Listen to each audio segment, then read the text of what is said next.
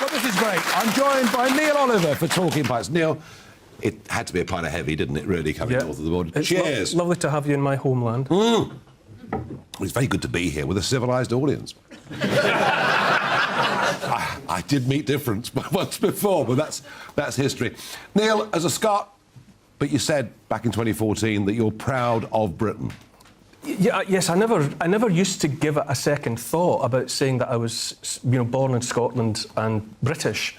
I've never been, believe it or not, political. I've never been a member of a political party. I've never been part of a political movement. And so it was never a political statement for me to say that I was both Scottish and British. And that had been intensified for me by the experience of making the kind of television that I made for a lot of years and the books that I wrote. Yeah.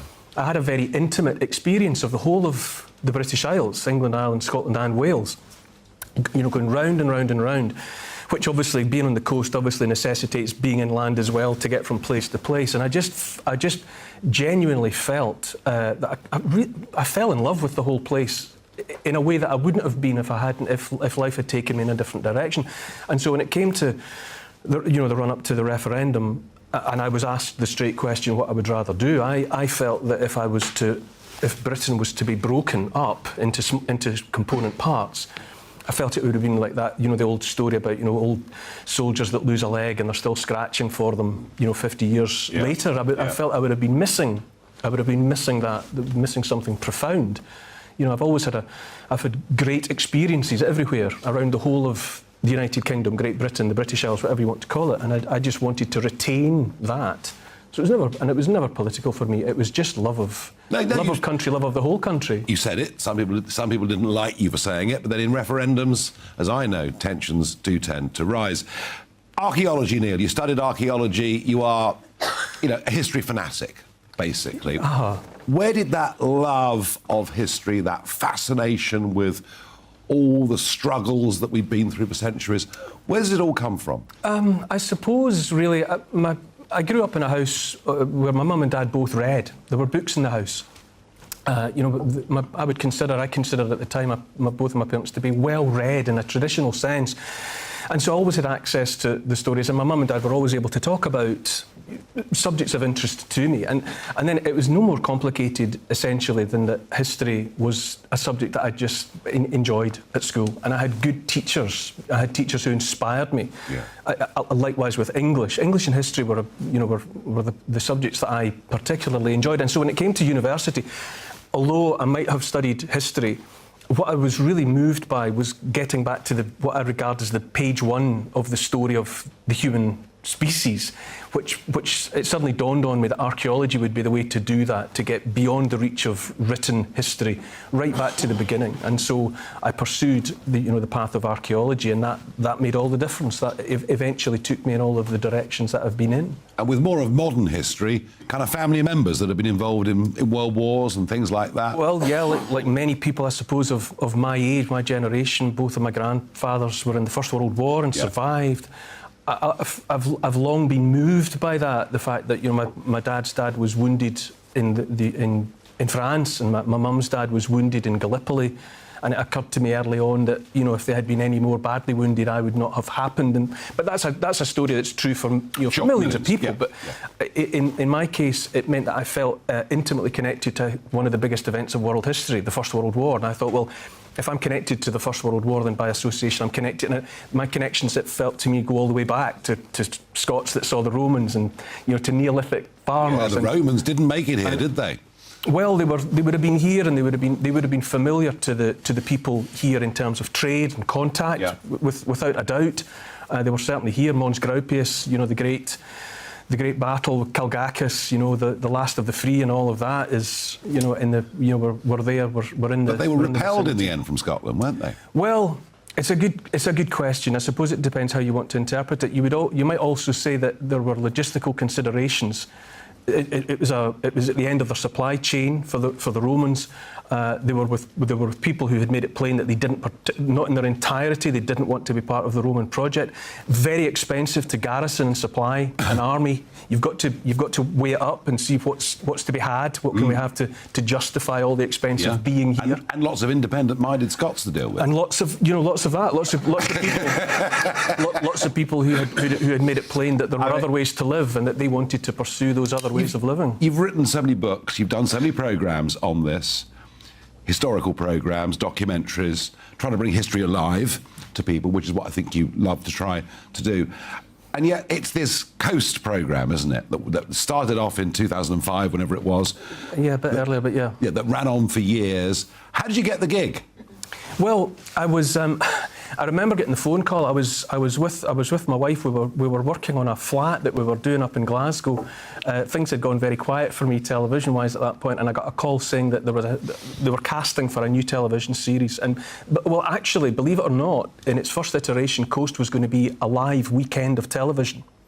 The idea was to get someone big, like a Billy Connolly, or a big well-known face. To be moved around the country very quickly in helicopters and jet planes and boats around the coast and all of the rest of it. And they needed 4 or 5 people to film short films that would become fillers, really, while Billy got on a plane and did whatever he had to do. But in the end, it all changed. Lots of discussions were had, and it became the 12-part series that it originally was. I just happened to be in the right place at the right time. I had made a little bit of television, a little bit of archaeological, historical television. Fell in, just was in the right place at the right time. But Coast, I was thinking about it, watching you doing this, watching these live events that you do, that you do so well. And Coast, believe it or not, the great satisfaction and joy of it was meeting people all the time. It looked like, and it was about landscape, and it was about music and sweeping vistas and all of the rest of it. But at heart, it was about going to places and meeting people and finding out about what those places meant to those people. And that can be very intoxicating, when you're with people who have love of place. So up in the northeast or in the west of Ireland or in Cornwall and in Wales, we were meeting people and telling stories.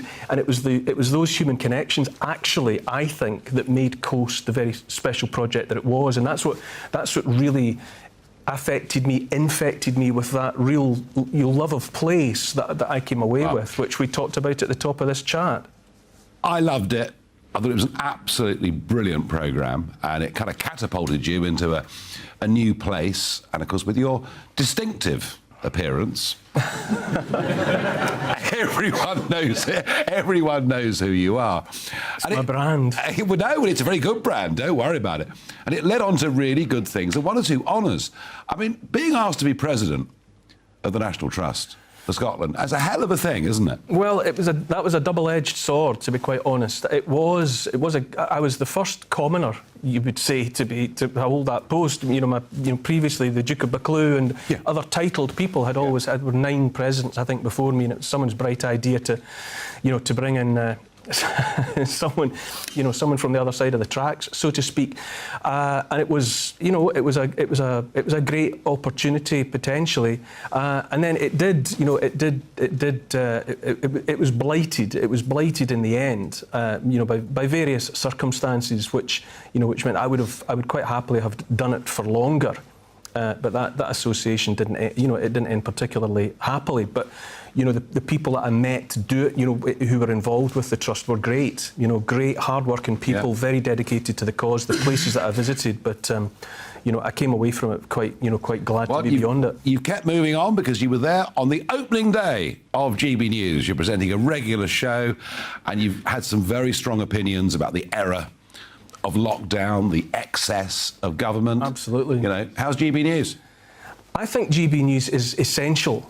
I really do. I thought that when the proposition was made, when I was told about this fledgling, this thing that was going to be hatched as GB News, and right from the get-go, I thought that the media landscape in Britain absolutely needed GB News, and I still think it needs GB News, because we have and are, we do make space for all sorts of voices. It's a very broad church.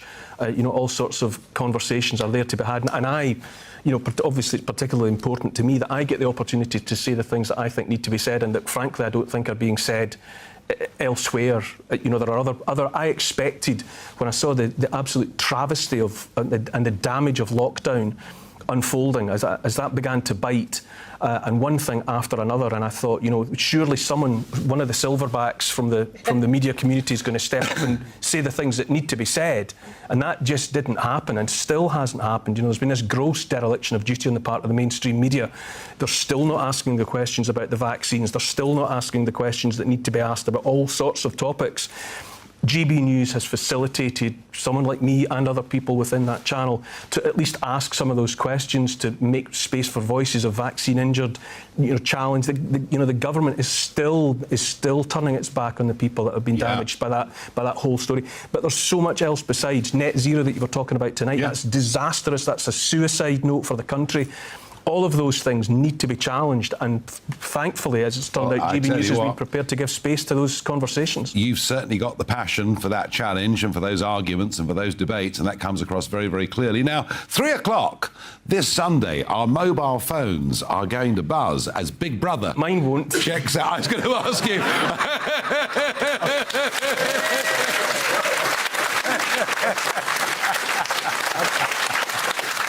Well, I've taken the necessary steps, Nigel. No, I got to tell you, Neil, mine won't either.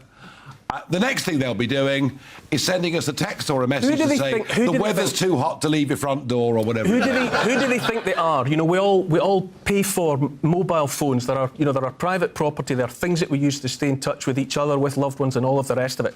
Who do they think they are, muscling in on our private lives at that minute level that they think that they can make their conversations go off as an alert in our pockets? Who do they think they are? It's a little symbol of the extent that it's back off. Well, I have to say, Neil Oliver, you never disappoint with your love of history, of people, your passion for what you believe in, and it's great to work with you at GB News. Give him a warm round of applause, please.